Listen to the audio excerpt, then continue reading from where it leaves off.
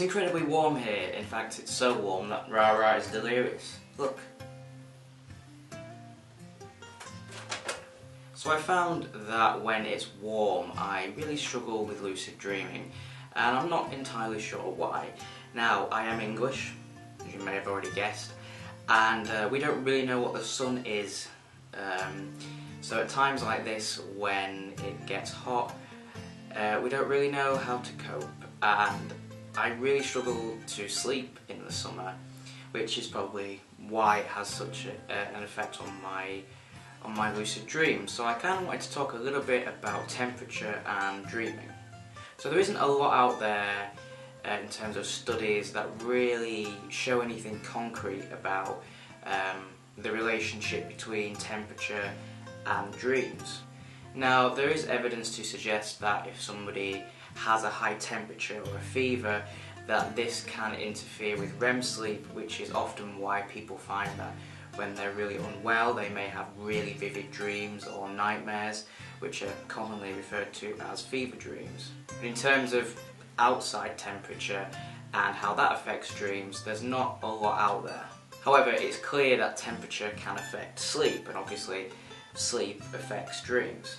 So for me, not really being used to warmth at all, I struggle to get to sleep, or if I do sleep I will wake up quite frequently throughout the night, and I'll just generally be really uncomfortable and a bit grumpy. Now, I do find that the themes of my dreams stay the same. They don't seem to change. It's just getting lucid that seems to be harder. Now, I don't normally do wake-induced lucid dreaming or wake-initiated lucid dreaming, and I imagine that if you're somebody who focuses primarily on that, obviously being comfortable and managing to enter the dream will be affected by a drastic change in temperature. For me, I think perhaps I'm not as relaxed when I go to bed, and my awareness just isn't in the right place when it comes to lucid dreaming. So I'm gonna keep my eye on this and kind of perhaps document how warm it is when I go to bed, and how many times I wake up throughout the night, and see what aspect is having the biggest impact on my ability to get lucid. I think as well what I might do is I might use the Aurora to track my REM sleep through this period and see if there is any difference in my REM sleep, or if that's staying the same and I'm just not getting lucid simply because I'm just not comfortable, or as comfortable as I usually would be.